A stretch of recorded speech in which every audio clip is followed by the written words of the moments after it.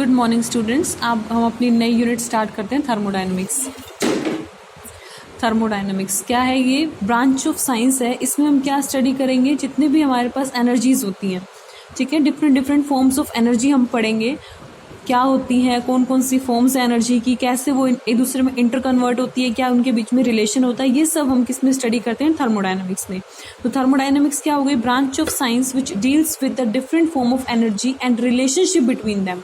ठीक है, different forms of energy और आपस में उनमें क्या रिलेशन है, कैसे इंटर कन्वर्ट होती हैं वो आपस में, ये सब दिस इज नोन एज, ये ब्रांच ऑफ साइंस क्या कहलाती है? थर्मोडायनेमिक्स। अब सबसे पहले हम इसमें पढ़ते हैं टाइप्स ऑफ सिस्टम। ठीक है, ओपन सिस्टम, क्लोज सिस्टम और आइसोलेटेड सिस्टम। 3 टाइप के सिस्टम होते हैं हमारे पास। ओपन सिस्टम का मतलब क्या है? देखो, सबसे पहले तो सिस्टम समझो। सिस्टम 2 चीजें होती है, एक होता है सिस्टम, एक होता है सराउंडिंग। सिस्टम क्या है? वो सिस्टम जिसपे आप ऑपरेट कर रहे हो, जिसको आप स्टडी कर रहे हो, वो आपका सिस्टम कहलाएगा। उसके अलावा जो भी बच गया वो क्या कहलाएगा? सराउंडिंग। ठीक है, तो सिस्टम और सराउंडिंग 2 चीजें हैं। तो ओपन सिस्टम में क्या होता है? Open system is said to be a system if it can exchange both matter and energy with the surrounding. Open है सिस्टम, आपका कैसा ओपन है? इसका मतलब वो दोनों चीजें एक्सचेंज कर सकता है, अपना मैटर और अपनी एनर्जी सराउंडिंग के साथ। फॉर एग्जाम्पल, क्या एग्जाम्पल है इसका? Some water is kept in open vessel is heated. आप एक ओपन वेसल में एक वाटर रखो, उसको आप हीट करो, थोड़े टाइम के बाद आप क्या देखोगे कि उसमें से पानी कम हो गया। ठीक है, क्यों कम हो गया? क्योंकि पानी को आपने हीट किया, वो उसकी बॉइलिंग स्टार्ट हो गई, वो वेपराइज हो गया तो वेपर बन के एटमॉस्फेयर में चले गए। ठीक है, तो वहां पे क्या हो गया? जैसे जैसे वेपर एटमॉस्फेयर में जाते जाएंगे तो वाटर का अमाउंट कम होता चला जाएगा। ठीक है, तो यानी क्या आ रहा है? आपका मैटर जो है वो क्या हो रहा है? एक्सचेंज हो रहा है। आपके सिस्टम में, आपके वेसल में से निकल के वाटर वेपराइज होके एटमॉस्फेयर में चला गया। इसका मतलब सिस्टम से सराउंडिंग में मैटर शिफ्ट हो गया, साथ ही उसका टेम्परेचर भी चेंज हो गया। ठीक है, टेम्परेचर यानी कि एनर्जी। तो ओपन सिस्टम में क्या होगा? जो सिस्टम होता है वो सराउंडिंग के साथ दोनों चीजें एक्सचेंज करता है, मैटर भी और एनर्जी भी। ठीक है, फॉर एग्जाम्पल ओपन वेसल में आप किसी भी चीज को हीट करोगे, वाटर ले लो, आप उसको हीट करोगे, तो ये इसका एग्जाम्पल हो गया ओपन सिस्टम का। क्लोज सिस्टम क्या हो जाएगा? कि सिस्टम क्लोज है आपका, ठीक है, तो वो दोनों चीजें एक्सचेंज नहीं कर पाएगा। If a system can exchange only energy with the surrounding but not matter. Close system में केवल किसका एक्सचेंज हो सकता है? एनर्जी का एक्सचेंज होगा, क्योंकि सिस्टम ही क्लोज है, तो बाहर कुछ जा ही नहीं सकता, तो मैटर कैसे एक्सचेंज होगा? नहीं हो सकता। ठीक है, यानी क्लोज सिस्टम में क्या रहेगा? ओनली एनर्जी का एक्सचेंज होगा, मैटर एक्सचेंज नहीं होगा। फॉर एग्जाम्पल, कि आपने पहले क्या पढ़ा था? ओपन सिस्टम में हमने एग्जांपल देखा था कि एक वेसल ले लिया, उसमें पानी डाल दिया, ओपन वेसल लिया हमने, पानी डाल के उसको हीट किया। अब आप क्या करो? उसी वेसल को हीट करो वाटर डाल के, बट उसको ऊपर उसके एक लिड लगा दो, उसको क्लोज कर दो। ठीक है, मान लो आपने उसको गर्म करके छोड़ दिया। ठीक है, उसको हमने हॉट वाटर लिया एक वेसल में, उसको क्लोज करके रख दिया। थोड़े टाइम के बाद क्या देखोगे? कि उसका टेम्परेचर अपने आप कम हो जाएगा। कम हो गया टेम्परेचर, इसका मतलब क्या हुआ? जो हीट थी वो सराउंडिंग में चली गई। ठीक है, वो सिस्टम ने लॉस कर दी, सराउंडिंग में चली गई। लेकिन क्या पानी का अमाउंट कम होगा? बिल्कुल कम नहीं होगा, क्योंकि सिस्टम आपका कैसा है? ऊपर आपने उसको कवर कर रखा है, तो वो अगर जब पानी गर्म था तब उसके जो वेपर्स थे वो बाहर नहीं जा पाए, क्योंकि सिस्टम हमारा क्लोज था। ठीक है, तो इस केस में क्या हुआ? केवल एनर्जी एक्सचेंज हुई, टेम्परेचर तो टाइम के साथ कम हो गया, एनर्जी तो एक्सचेंज हो गई, बट क्लोज वेसल में मैटर एक्सचेंज नहीं होता। ठीक है, नेक्स्ट है आइसोलेटेड सिस्टम। आइसोलेटेड वर्ड का मतलब क्या होता है? बिल्कुल अलग, जिसका दूसरे से कोई कनेक्ट ही ना हो। ठीक है, तो आइसोलेटेड सिस्टम क्या होंगे? वो ना तो अपनी एनर्जी एक्सचेंज कर सकते हैं और ना ही अपना मैटर एक्सचेंज कर सकते हैं। ठीक है, वो system can not exchange both matter and energy with the surrounding, it is called isolated system. उसमें कुछ भी एक्सचेंज नहीं होगा। फॉर एग्जाम्पल, गर्म पानी आप लो और उसको इंसुलेटेड कंटेनर में रखो, जिससे हम थर्मस वगैरह बोलते हैं ना, इंसुलेटेड होते हैं, उनमें टेम्परेचर मेंटेन रहता है। गर्म पानी डालोगे तो वो गर्म ही रहेगा। ठीक है, तो आप क्या करो? पानी ले लो, उसको इंसुलेटेड कंटेनर में रखो, तो क्या पानी का अमाउंट कम होगा? नहीं होगा, क्योंकि वो क्लोज है और इंसुलेटेड है, तो वो बाहर भी अपनी हीट ट्रांसफर नहीं कर पाएगा। जो भी उसका टेम्परेचर है वो मेंटेन रहेगा, यानी ना एनर्जी का चेंज आया ना मैटर चेंज हुआ, दोनों में से कोई चीज चेंज नहीं हुई, एक्सचेंज नहीं हुई सराउंडिंग के साथ। तो इस टाइप का जो एग्जांपल है वो किसका एग्जांपल बन जाएगा? अपना आइसोलेटेड सिस्टम का। तो ये सिंपल थे, आपको पता ही होंगे पहले से। 3 टाइप्स ऑफ सिस्टम हमने पढ़े। नेक्स्ट है स्टेट ऑफ सिस्टम।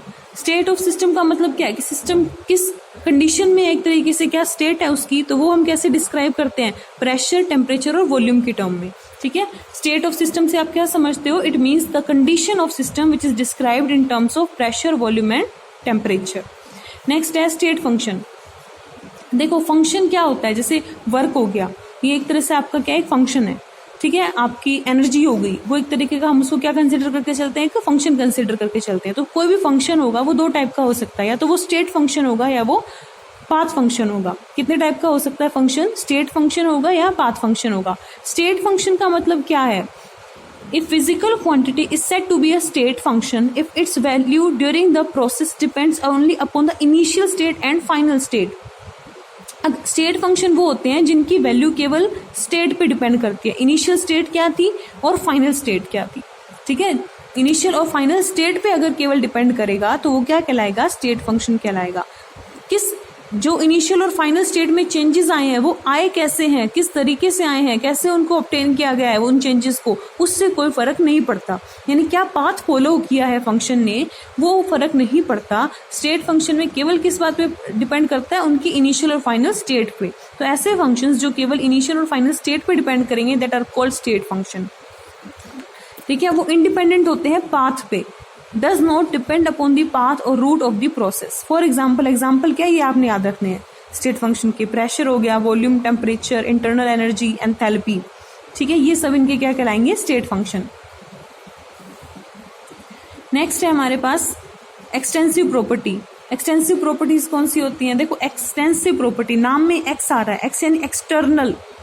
तो एक्सटेंसिव प्रॉपर्टी क्या होती है, जो एक्सटर्नल चीजों पर डिपेंड करती है। एक्सटर्नल क्या है, जैसे क्वांटिटी हो गई किसी मैटर की, those property which depends upon the quantity of matter, जो क्वांटिटी पे डिपेंड करे वो एक्सटेंसिव प्रॉपर्टी कहलाएगी। फॉर एग्जांपल मास कितना है वो क्वांटिटी पे डिपेंड करता है, ऑब्वियस सी बात है। वॉल्यूम, हीट, कैपेसिटी, हीट नहीं, हीट क्वांटिटी पे डिपेंड नहीं करेगी, हीट कैपेसिटी एक नई टर्म होती है, वो हम आगे पढ़ेंगे, वो क्वांटिटी पे डिपेंड करती है।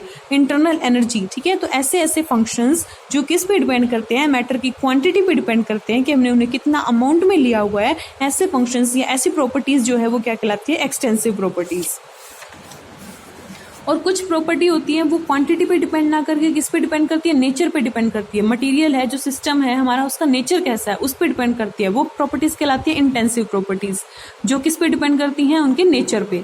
जो मटेरियल की क्वांटिटी पे डिपेंड करे that are called extensive property, जो नेचर पे डिपेंड करे वो होंगी intensive property. These are those property which depends upon the nature of the substance and independent of amount of substance. For example temperature, viscosity, energy, boiling point. जैसे boiling point से समझो इसको आप, boiling point water का कितना होता है, 100 degree Celsius होता है, ठीक है।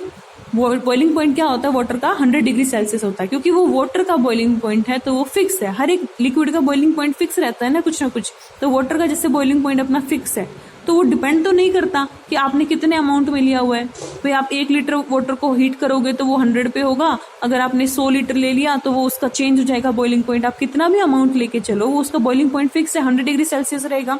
इसका मतलब बॉइलिंग पॉइंट किस पे डिपेंड कर रहा है, नेचर पे, कि क्या आपने लिक्विड लिया हुआ है, क्या उसका नेचर है, उस पर डिपेंड कर रहा है। अमाउंट पे डिपेंड नहीं करता ना कि कितना कम आपका पानी है या ज्यादा है, इस पर डिपेंड नहीं करेगा, अमाउंट के इंडिपेंडेंट है। तो ऐसी प्रॉपर्टीज जो नेचर पे डिपेंड करती है ओनली, वो क्या कहलाती है, इंटेंसिव प्रॉपर्टी। नेक्स्ट है थर्मोडायनामिक इक्विलिब्रियम। तो इक्विलिब्रियम हम पढ़ ही चुके हैं। इक्विलिब्रियम में क्या हो जाता है, थर्मोडायनामिक इक्विलिब्रियम में टेम्परेचर, वॉल्यूम, डेंसिटी, ये सब चेंजेस नहीं होंगे, ठीक है, सेम रहेंगे। तो ये system is said to be in thermodynamic equilibrium. A system is said to be in thermodynamic equilibrium if its temperature, pressure, volume, density etc. do not change with time. Next है isothermal process. क्या होता है, कोई भी process अगर आप बोल देते हो कि आइसोथर्मल है तो इस वर्ड को देखो, आइसो मतलब सेम और थर्मल मतलब एनर्जी या टेम्परेचर।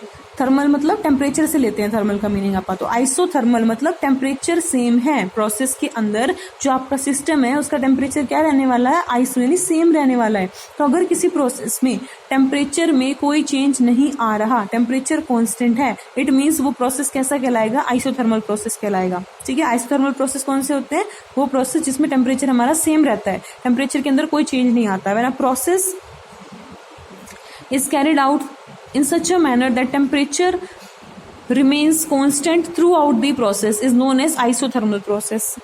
नेक्स्ट होते हैं एडियाबेटिक प्रोसेस। एडियाबेटिक प्रोसेस में हीट कांस्टेंट रहती है, हीट चेंज 0 होता है। देखो आइसोथर्मल प्रोसेस में हमने क्या बोला है कि टेम्परेचर हमारा कांस्टेंट रहेगा।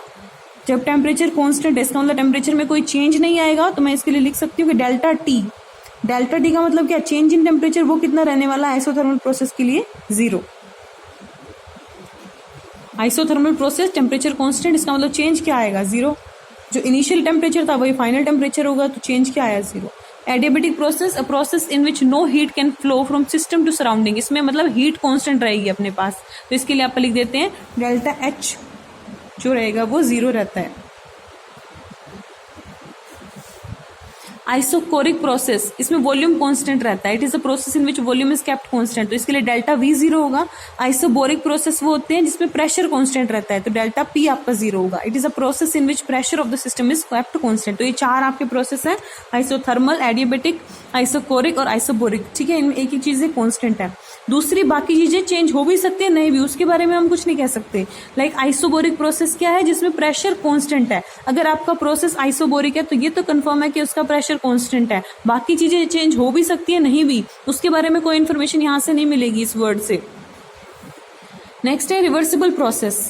देखो 2 टाइप के प्रोसेस होते हैं, कॉमन आपको पता ही है, रिवर्सिबल और इरिवर्सिबल प्रोसेस होते हैं, ठीक है।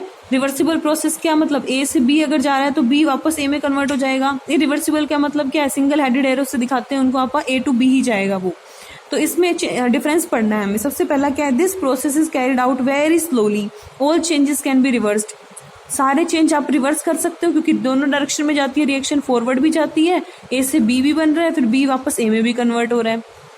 ये वाली एरो क्या दिखा रही है, ए टू बी कन्वर्जन, और ये वाली क्या दिखा रही है कि बी वापस ए में कन्वर्ट हो रहा है, तो जो भी चेंजेस हैं वो सब रिवर्स हो रहे हैं। और प्रोसेस कैसा रहेगा, ये बहुत स्लो प्रोसेस होगा, क्यों, ए से बी बना, बी वापस ए में कन्वर्ट हो गया, तो ओवरऑल चेंज ही नहीं आया कुछ, तो कैसा प्रोसेस है ये, ऐसा अपीयर होगा कि प्रोसेस बहुत ही स्लो चल रहा है। और ये क्या है, फास्टली एक साइड डायरेक्शन में जाएगा ओनली, तो this is very fast, this is carried out rapidly, rapid मतलब फास्टली हो जाएंगे। जो इरिवर्सिबल प्रोसेस है, रिवर्स तो गया ही नहीं, वो तो फटाफट से एक फॉरवर्ड डायरेक्शन में रिएक्शन होके कन्वर्जन हो जाएगा।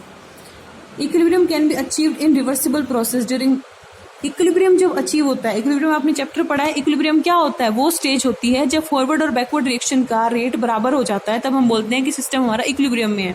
इसका मतलब इक्विलिब्रियम अगर अचीव करना है तो फॉरवर्ड और बैकवर्ड दोनों डायरेक्शन में रिएक्शन होनी चाहिए, इसका मतलब केवल रिवर्सिबल रिएक्शंस में ही इक्विलिब्रियम आ सकता है, इरिवर्सिबल रिएक्शन में इक्विलिब्रियम अचीव नहीं किया जा सकता, ठीक है। क्योंकि इक्विलिब्रियम के लिए क्या चाहिए, फॉरवर्ड और बैकवर्ड रिएक्शन की रेट बराबर होना चाहिए, तो फॉरवर्ड और बैकवर्ड रिएक्शन तो रिवर्सिबल प्रोसेस में ही पॉसिबल है। अगर प्रोसेस ही रिवर्सिबल है तो वो बैकवर्ड जा ही नहीं पाएगी, तो वहां पे सिर्फ फॉरवर्ड डायरेक्शन ही होगी, तो वहां पे कभी भी आप इक्विलिब्रियम अचीव नहीं कर सकते।